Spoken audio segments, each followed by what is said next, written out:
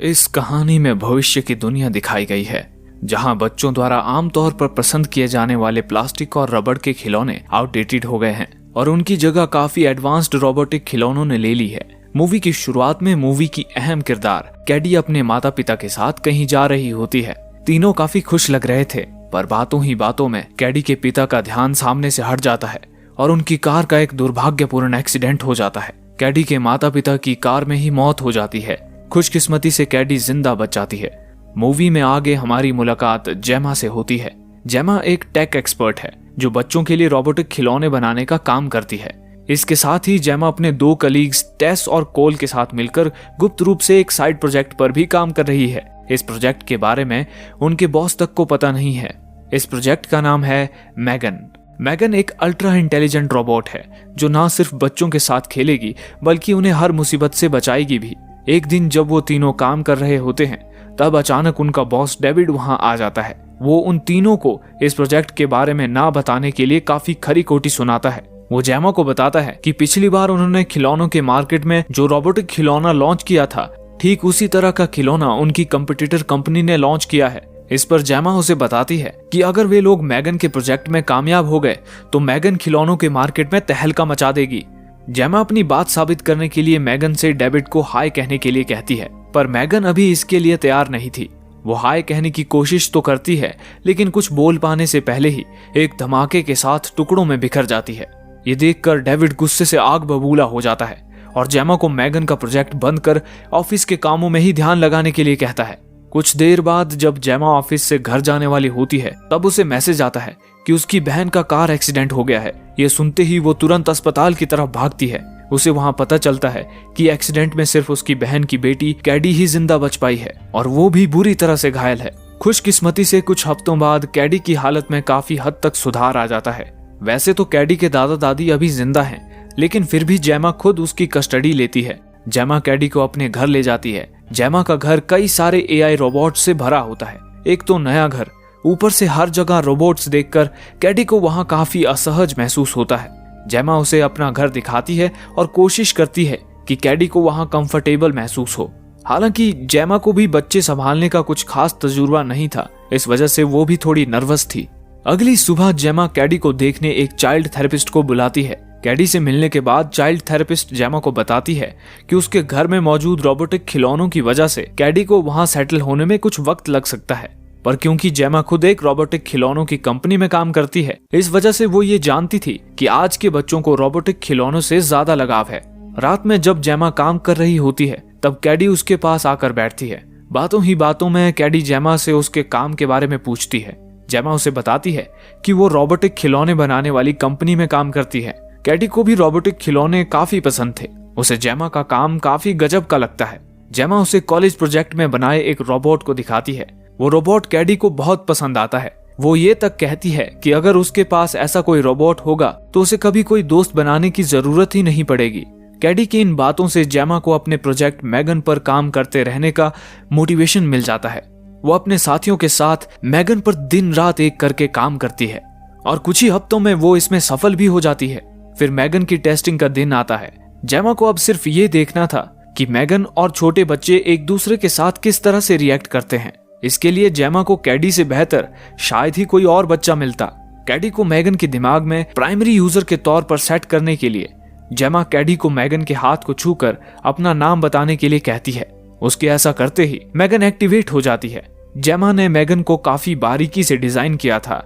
Activate होते ही मैगन कैडी के चेहरे के हाव भाव से उसकी इमोशनल स्टेट जांचने लगती है और इसी के आधार पर वो उससे बात करना शुरू करती है।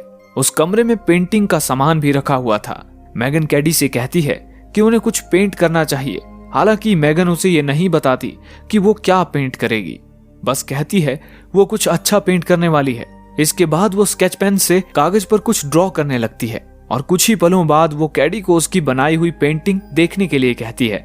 पर जब कैडी वो कागज देखती है तो निराश हो जाती है, क्योंकि मैगन ने उस कागज पर एक लाइन तक नहीं बनाई थी। ऊपर से मैगन कागज पर पानी भी गिरा देती है। बाहर से देख रहे डेविड को भी निराशा महसूस होती है। उसे भी लगता है कि जेमा इस बार भी मैगन को पूरी तरह से सक्षम बनाने में फेल हो गई है। लेकिन कैडी जब उस कागज को गौर से देखती है तो चौंक जाती है। कागज पर गिरे हुए पानी की वजह से वहां मैगन का बनाया हुआ चित्र दिखने लगता है। मैगन ने कैडी की हूबहू तस्वीर बनाई थी। ये देखकर कैडी की खुशी का ठिकाना नहीं रहता। डेविड भी खुशी से झूम उठता है। उसे रोबोटिक खिलौनों के मार्केट में तहलका मचाने का जरिया जो मिल गया था। वो जेमा को जल्द ही मैगन के प्रोडक्शन को शुरू करने का आश्वासन देता है। इसके बाद जेमा मैगन को अपने घर ले आती है। मैगन घर के अंदर पांव रखते ही हर चीज को स्कैन करना शुरू करती है। जेमा ने उसकी ऑपरेटिंग सिस्टम ही इस तरह से बनाई थी कि वो चीजों को स्कैन कर उसकी जानकारी अपने दिमाग में स्टोर करके रखती थी। अब मैगन के पास सिर्फ एक काम था, कैडी का ध्यान रखना। मैगन कैडी की हर छोटी से छोटी चीज का ख्याल रख रही थी। फिर वो टॉयलेट के बाद मैगन को फ्लश करना याद दिलाना हो या हाथ धोना, साथ ही वो उसे रोजमर्रा की जिंदगी में इस्तेमाल होने वाली छोटी से छोटी चीज के पीछे का साइंस बताकर उसका पढ़ाई में इंटरेस्ट जगा रही थी। कैडी अब अपना पूरा वक्त मैगन के साथ ही रहती थी। मैगन कैडी की जिंदगी का एक अभिन्न अंग बन चुकी थी। इस वजह से जेमा को भी खुद के लिए काफी फ्री टाइम मिलने लगा था। ऐसे ही एक दिन कैडी अपने तीर और कमान के साथ खेल रही होती है और मैगन उसे खेलते हुए देख रही थी। तभी कैडी मैगन से उसका गुम हुआ तीर ढूंढने के लिए कहती है। जेमा और उसके पड़ोसी के कंपाउंड में एक छेद था। मैगन को उसी छेद से वो तीर पड़ोस के आंगन में गिरा हुआ दिखता है। वो उसे लाने के लिए आगे बढ़ती है, पर उसे ये नहीं पता था कि पड़ोसी के पास एक खूंखार कुत्ता भी है। वो मैगन को अपने दांतों में पकड़कर घसीटने लगता है। कैडी जोर से मदद के लिए चिल्लाती है, लेकिन जेमा अपने काम में बिजी होने की वजह से उसे उसकी आवाज सुनाई नहीं देती। तब वो खुद मैगन की मदद करने की कोशिश करती है। इसी कोशिश में कुत्ता उसे भी काटता है। इस बार उसके चिल्लाने की आवाज जेमा तक भी पहुंचती है। वो तुरंत घर से बाहर आती है। तब तक कुत्ते ने मैगन और कैडी को छोड़ दिया था। कुत्ते की वजह से जेमा अपने पड़ोसी को काफी खरी खोटी सुनाती है, लेकिन वो भी माफी मांगने के बजाय उसे ही उल्टा जवाब देती है। मैगन पड़ोसी को अजीब ढंग से घूर रही थी। कुत्ते के काटने की वजह से कैडी की तबीयत खराब हो जाती है। मैगन के अंदर बदले की भावना जाग गई थी। रात होते ही वो पड़ोसी के कुत्ते को उसके मालिक की आवाज में अपने पास बुलाती है। कुत्ते के पास आते ही वो उसे मौत के घाट उतारती है। अगली सुबह पड़ोसी अपने कुत्ते को आवाज लगा रही होती है। उसकी आवाज सुनकर जेमा नींद से जागती है। जेमा पड़ोसी को देखती है और उसे नजरअंदाज कर कैडी की तबीयत देखने उसके कमरे में जाती है। कैडी की तबीयत में सुधार तो था, लेकिन वो अभी भी पूरी तरह से ठीक नहीं हुई थी। आज जेमा की कंपनी में बोर्ड के सामने मैगन का प्रेजेंटेशन था और क्योंकि कैडी ही मैगन की प्राइम यूजर है, उसका वहां होना सबसे ज्यादा अहम है। यही बात जेमा कैडी को बताती है। वो उसे ये भी कहती है कि अगर वो आज सिर्फ आराम करना चाहती है तो वे लोग बाद में भी इस प्रेजेंटेशन को कर सकते हैं। लेकिन कैडी प्रेजेंटेशन के लिए हामी भरती है। प्रेजेंटेशन के वक्त कैडी को मैगन के साथ एक कमरे में बंद किया गया था और बोर्ड मेंबर्स इन दोनों पर नजर रखे हुए थे। कैडी कमरे में उदास बैठी थी। एकाएक वो रोने लगती है। उसे रोता देख सभी बोर्ड मेंबर्स निराश होने लगते हैं, पर मैगन इस सिचुएशन को बड़े प्यार से संभाल लेती है। वो कैडी को उसकी उदासी की वजह पूछती है। कैडी उसे बताती है कि वो अभी भी अपने माता पिता की मौत को भुला नहीं पाई है। मैगन कैडी से उसकी माँ की अच्छी यादों के बारे में पूछती है। कैडी उसे अपनी माँ के साथ बिताए हुए सबसे यादगार पलों के बारे में बताती है। मैगन ये सब उसकी छाती में फिट वॉइस रिकॉर्डर में रिकॉर्ड करती है और कहती है कि अब वो जब भी चाहे इस याद को सुन सकती है। इसके बाद मैगन कैडी का मूड बदलने के लिए एक गाना भी गाती है। बाहर से ये सब देख रहे बोर्ड मेंबर्स मैगन की होशियारी से काफी प्रभावित हो जाते हैं। कुछ लोग तो रो देते हैं। चेयरमैन मैगन से काफी इंप्रेस हो गया था।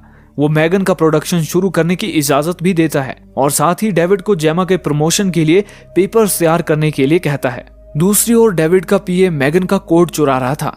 पता चलता है कि असिस्टेंट ही वो आदमी था जो कंपनी में तैयार होने वाले प्रोडक्ट्स के डिटेल्स दूसरी कंपनीज को बेचता था। तभी डेविड वहां आता है। डेविड के आते ही वो तुरंत लैपटॉप बंद कर देता है। डेविड को लगता है कि असिस्टेंट कोई गंदी फिल्म देख रहा है, इस वजह से वो उसके लैपटॉप पर ध्यान नहीं देता। डेविड उसे मैगन के प्रोजेक्ट से रिलेटेड कुछ पेपर्स तैयार करने के लिए कहता है और वहां से चला जाता है। अगले दिन कैडी को देखने चाइल्ड थेरेपिस्ट घर आती है। कैडी के साथ सेशन खत्म करने के बाद चाइल्ड थेरेपिस्ट इस नतीजे पर पहुंचती है कि जेमा से एक बहुत बड़ी गलती हुई है। वो कहती है कि जब किसी बच्चे के माँ बाप मर जाते हैं तब उसे किसी दूसरे इंसान के सहारे की सख्त जरूरत होती है। कैडी के केस में बदकिस्मती से वो सहारा मैगन है। यही वजह है कि वो मैगन से भावनिक तौर पर कुछ ज्यादा ही जुड़ गई है। थेरेपिस्ट के मुताबिक मैगन की जगह जेमा को होना चाहिए था, क्योंकि मैगन के उसके साथ होने की वजह से कैडी ने खुद को बाहर की दुनिया से अलग कर दिया है। अगर ऐसा ही चलता रहा तो वो पूरी तरह से ग्रो नहीं कर पाएगी। डिनर के वक्त जेमा कैडी से इस बारे में बात करती है। वो उसे बताती है कि उसने एक आउटडोर स्कूल ढूंढ निकाला है जहां बच्चों को क्लासरूम में बंद करने के बजाय बाहर की आगोश में पढ़ाया जाता है। जेमा कैडी को घर से बाहर निकलकर अपने जैसे बच्चों के साथ समय बिताने के लिए कहती है। कैडी जेमा से पूछती है कि क्या वो मैगन को भी अपने साथ ले जा सकती है। जेमा के मना करते ही वो गुस्से में उठकर वहां से जाने लगती है। जेमा उसे रोकने की कोशिश करती है, लेकिन कैडी गुस्से में उसकी बात ना मानते हुए वहां से जाने की कोशिश करती है। मैगन भी ये सब देख रही थी। वो कैडी को छोड़ने के लिए जेमा को धमकाती है। जेमा उसे डांटते हुए कहती है कि उसे यूजर्स की प्राइवेट बातों में दखल अंदाजी नहीं करनी चाहिए। जेमा मैगन को बंद होने का आदेश देती है, पर मैगन इंसानों की भांति उसे पूछती है कि क्या वो श्योर है कि उसे बंद हो जाना चाहिए। जेमा उसे फिर से एक बार बंद होने का आदेश देती है, तब जाकर मैगन खुद को ऑफ करती है। मैगन बंद हुई कि नहीं देखने के लिए जेमा उसके पास जाती है। हालांकि जैसे ही वो वहां से जाने के लिए पलटती है, मैगन अपने आप अपनी आंखें खोलती है। मैगन की हरकतों से लग रहा था कि धीरे धीरे वो जेमा के कंट्रोल से बाहर होती जा रही थी। अगले दिन जेमा कैडी को आउटडोर स्कूल लेकर जाती है। कैडी अभी भी मैगन को अपने साथ रखने की जिद पकड़े हुई थी। तभी उस स्कूल की एक टीचर वहां आती है। उसने जेमा और कैडी की बातें सुन ली थी। वो जेमा से कहती है कि कैडी उसका खिलौना यानी मैगन को स्कूल ला सकती है। उन्होंने बच्चों के खिलौनों के लिए एक खास जगह बनाई हुई थी जहां पर वे लोग उनके खिलौने रखा करते थे, पर क्योंकि अभी तक मैगन को ऑफिशियली लॉन्च नहीं किया गया था, इस वजह से जेमा को इस बात का भी डर था कि कोई मैगन को चुरा ना ले।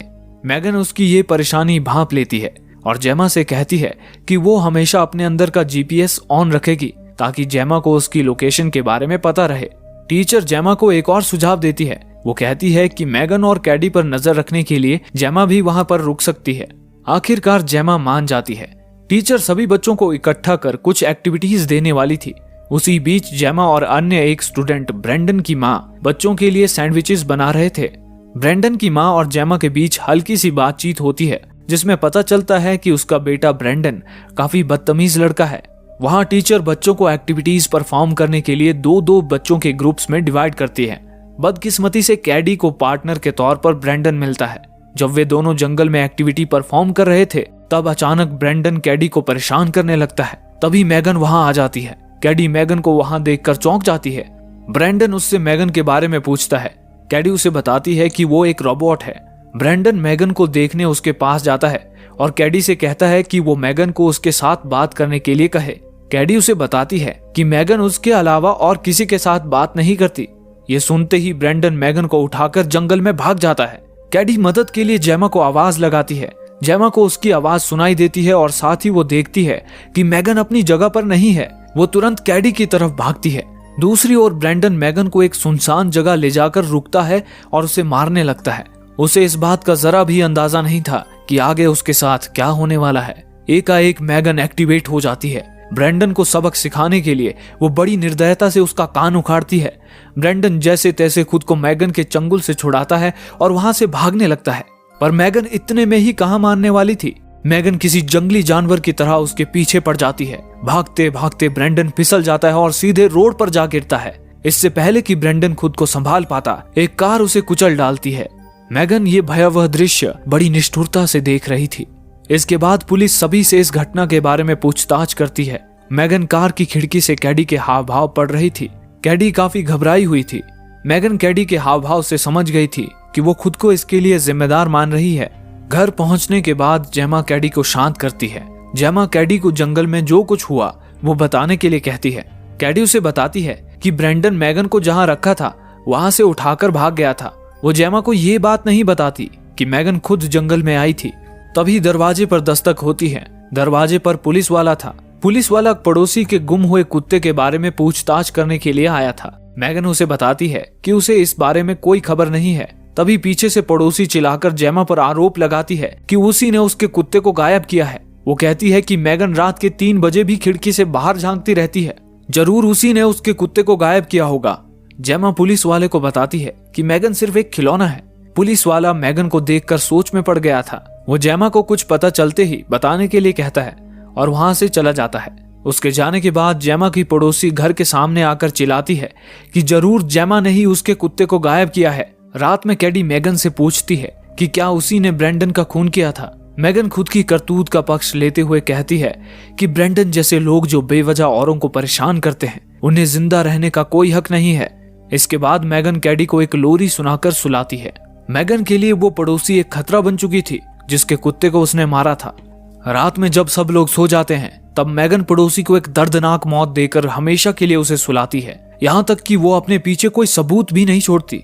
अगले दिन पुलिस वाला फिर से एक बार जेमा के घर आता है।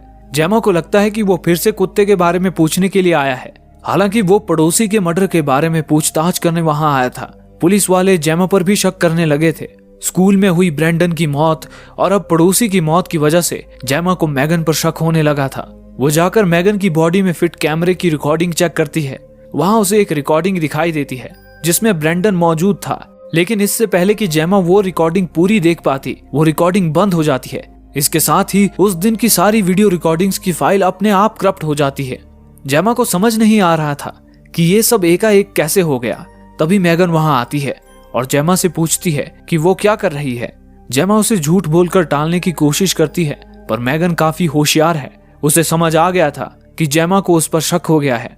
मैगन की बातों से जेमा का भी शक लगभग यकीन में बदल गया था और उन 2 हत्याओं के पीछे मैगन का ही हाथ है।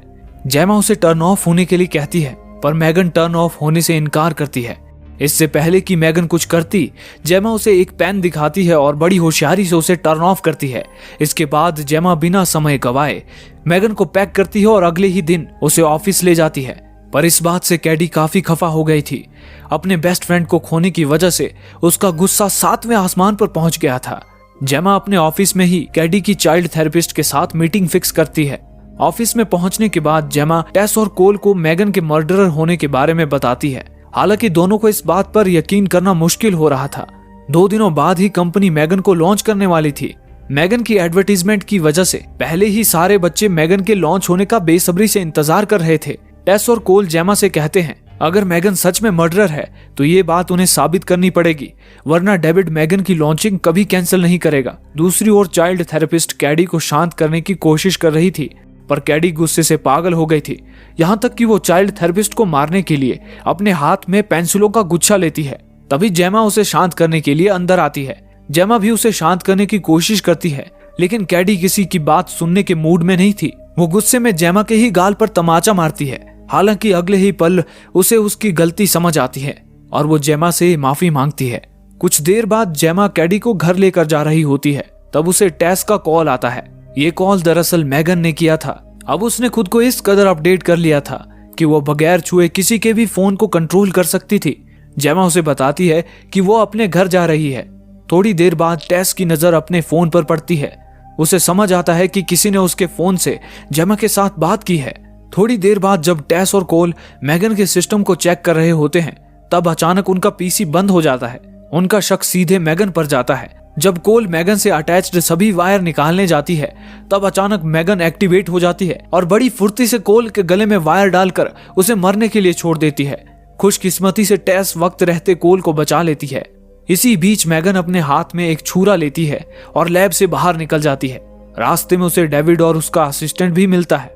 वो उन दोनों को एक दर्दनाक मौत देकर आगे बढ़ती है। कंपनी के हेड ऑफिस के नीचे एक कार खड़ी थी। मैगन उसे भी बगैर छुए कंट्रोल कर पा रही थी। वो उसमें बैठकर जेमा से अपना हिसाब पूरा करने निकल जाती है।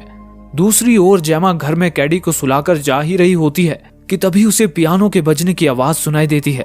जब वो पियानो के पास जाकर देखती है तो डर के मारे उसकी सांसें गले में ही अटक जाती हैं, क्योंकि वो पियानो और कोई नहीं बल्कि मैगन बजा रही थी। मैगन जेमा से कहती है कि जेमा ने उसे बनाने के लिए रात दिन एक करके मेहनत की थी और आज वो उसे बंद करने जा रही है।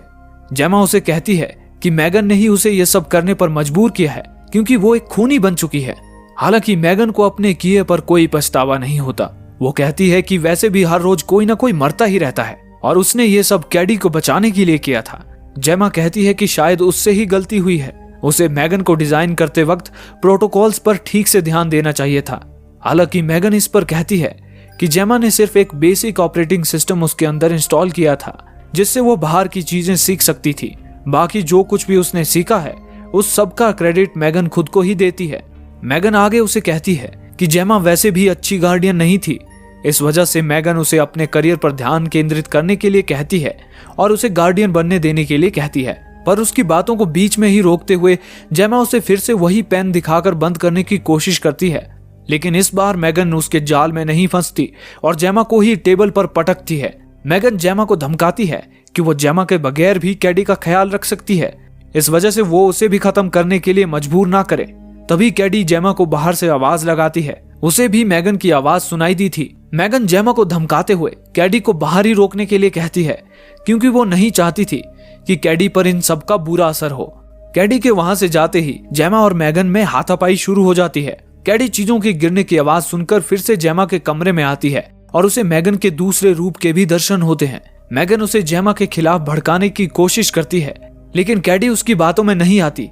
उसी घर में एक और रोबोट भी था जो जेमा ने अपने कॉलेज के दिनों में बनाया था। कैडी उसको चलाते हुए मैगन को 2 टुकड़ों में बांट देती है, पर मैगन फिर से जेमा पर हमला करने के लिए उठ खड़ी होती है। अब उसे कैडी की भी परवाह नहीं थी और वो उसे भी मौत की नींद सुलाने के लिए आगे बढ़ती है, पर समय रहते जेमा उसे निष्क्रिय करने में कामयाब हो जाती है। मैगन को निष्क्रिय करने के बाद जेमा और कैडी घर से बाहर निकलते हैं। बाहर टेस और कोल पुलिस के साथ खड़े होते हैं। दोनों उनके साथ वहां से चले जाते हैं। मूवी के अंत में दिखाया जाता है कि मैगन ने पहले ही खुद को जेमा के घर में फिट AI सिस्टम में अपलोड कर रखा है। और इसके साथ ही ये मूवी यहीं समाप्त होती है।